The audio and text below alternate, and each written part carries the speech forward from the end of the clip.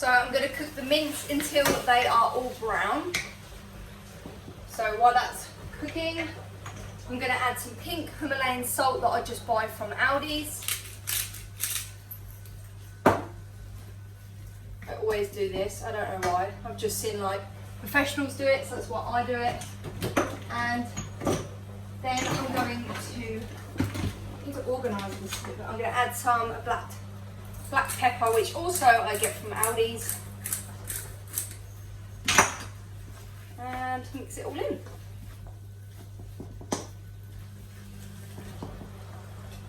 Sorry if you can hear my washing machine, but it's the kitchen and things are getting done and washed and we're cooking.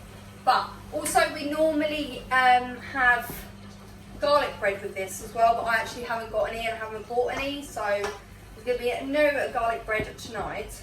But let me know, am I the only one, but I really like rice with my bolognese. I know everyone has it with pasta and it's supposed to be with pasta. I don't know what my hair's doing. But yeah, no. My granddad makes a really good bolognese and he uses rice, and I've just always liked rice instead of pasta. And I've not really been a big fan of long pasta, but tonight I'm doing it long pasta. That's what we're going to do. But like I said, I'm no professional at this. You all just want to see me do some cooking videos, so that's what I'm going to do. I'm going to show you what I cook. Some nights might be a little bit more out there, and some nights might just be like they are tonight, a bolognese. But I always prep my bolognese. It's about 2 o'clock and it is, what day is it today? Thursday, so Friday tomorrow, woohoo! But yeah, so I just always prep my dinner just so it's done. I hate cooking it when it needs to be cooked because you have to wait and you're hungry, so I just rather like prep it and it's done. And anything that I've used that I can wash up and pack away and I know that's all done. I'm just very organised like that. So when this meat's all cooked, I'm then going to drain all the fat out. I've always done that. I've seen my mum do it, I've seen professionals do it, so I do it, and I don't really want all that fat in there with my sauce. So once this is cooked, I'm going to drain it all.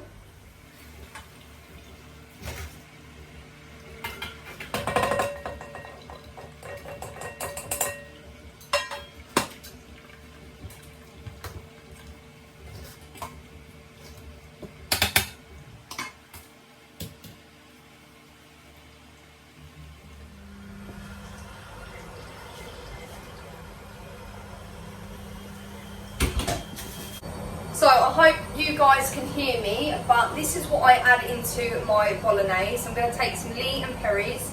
I've seen people do this and my granddad does it in his. So I always put a fair bit on the mince, give it a little mix, always do this. Then I will take a teaspoon of, set off the heat a minute, mustard, which I actually need more of. Always do this. So the annoying thing about electric hob, always spins round. Then I'll mix that all in.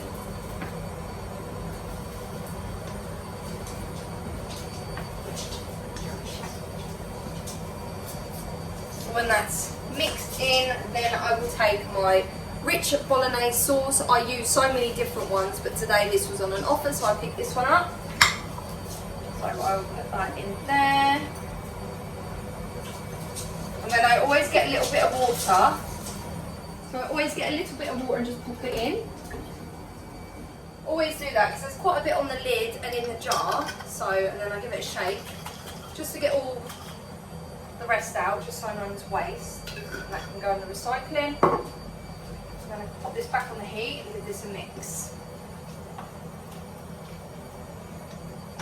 And like I said, I would add onions, but I hate cutting onions because they just make my eyes cry. Garlic, there's already garlic in the sauce, so I don't want to put any more in and it to be too overpowering. And tomato puree is something I normally put in, but this is a rich sauce, so it'll just be too strong. So, yep. When that's all mixed in, it should look like this, very nice.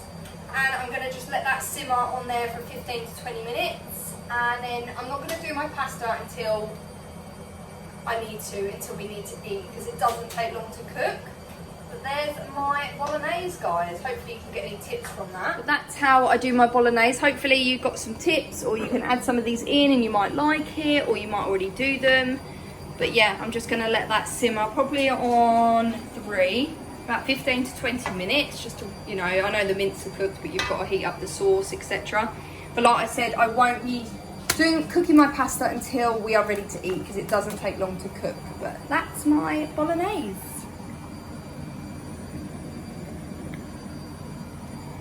So the next thing I like to get ready, and also I just generally like to grate my cheese and pop it in a container. So if you fancy cheese on toast or cheese and pickle sandwich or anything like that, any dinners like this that you put a bit of cheese on top, it's nice to have it already grated, and I don't have to get all this out and do it and put a bit in a bowl. It's just nice to have some grated in the fridge. So this is just the cheese we get here, mild British cheddar from Sainsbury's. You get whatever really, whatever's on the deal. But I really need to invest in some more scissors, because my scissors are just, they've had it. They've absolutely had it.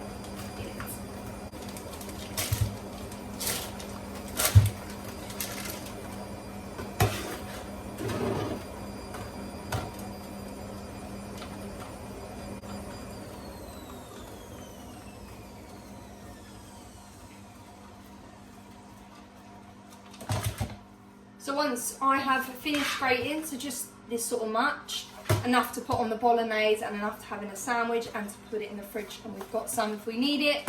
So that will just go in there like that, and I will put that in the fridge, and I will get that out when the bolognese is done, and we will put a little bit on the top.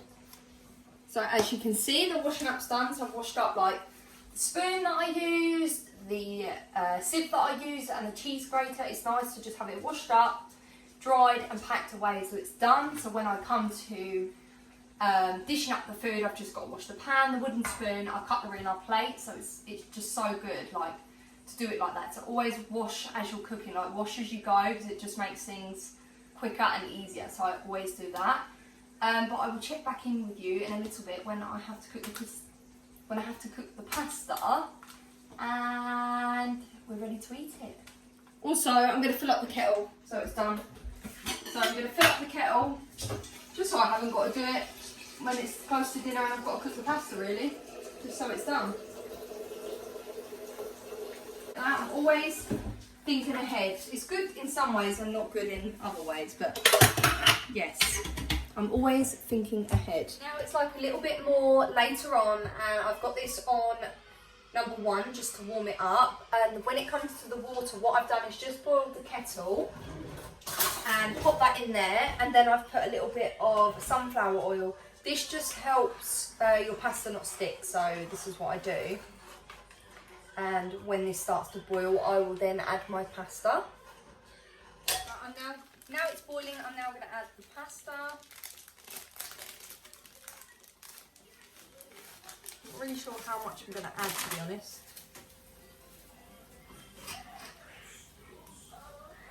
You just want to add it like this until it gets soft, and then you can like push it down. I'm going to add a little bit more.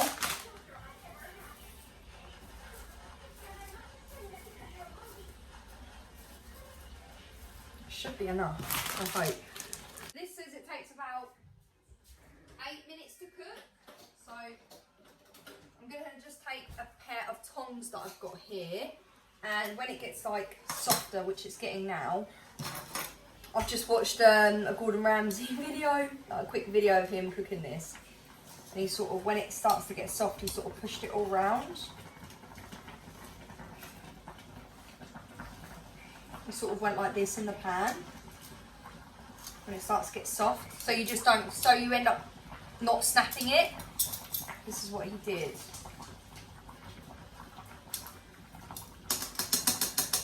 But always add the olive oil or sunflower oil, whatever it is, because it just stops the pasta from sticking and going all starchy as well, like it helps it. I've always done that. Even with like normal pasta, I do that. And now it's all soft and it's all bent up in there and it's not broken or anything. I'm going to give that about 8 minutes and then we should be done.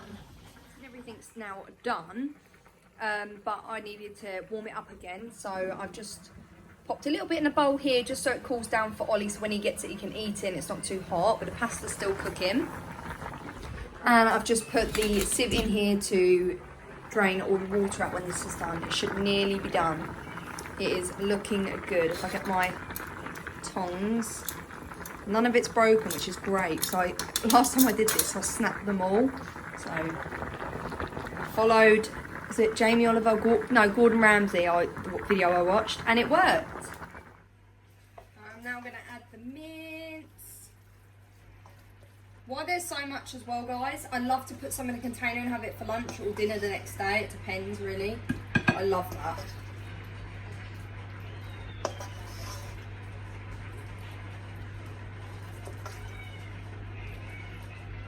Beautiful, and then we'll put the pasta around it when it's done. This is now cooked and it's all been drained out. It's just sitting in the what's it called, pan with the sieve, just to get all the water out because you don't want it in there.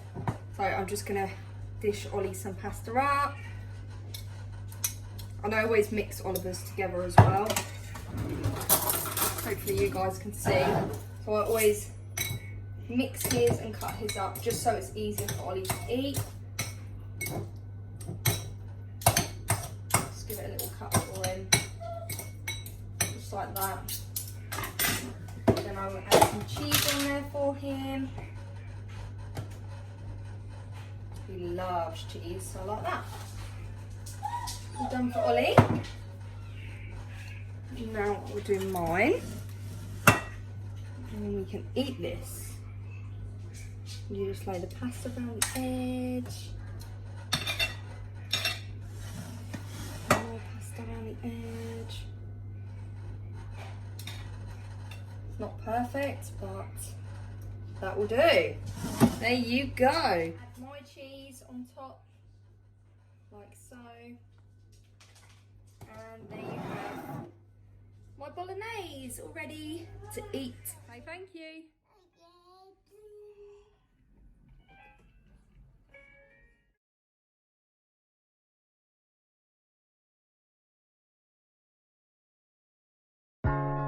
So on this one, I'm going to be doing a voiceover, so I hope you all don't mind. But yeah, enjoy the video.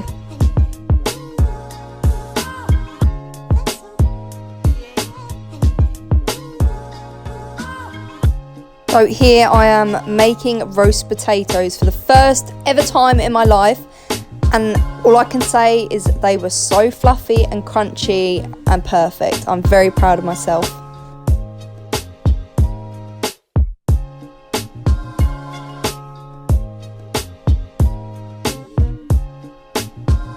With the roast potatoes, we are having spring green, which is so good for you and so yummy.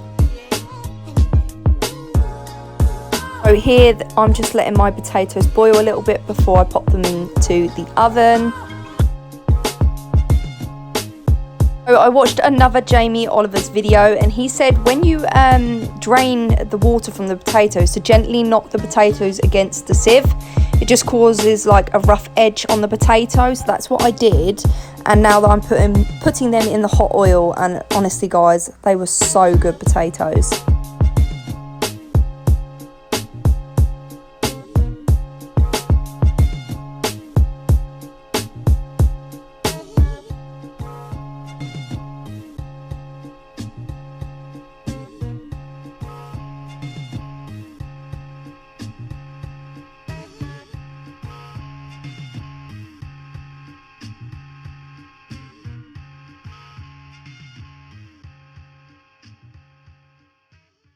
With our roast potatoes and spring green, we had these really nice sausages from Sainsbury's, and they're so good. I really recommend them. To make my gravy, I used 2 OXO cubes and Bisto gravy, and it turned out lovely.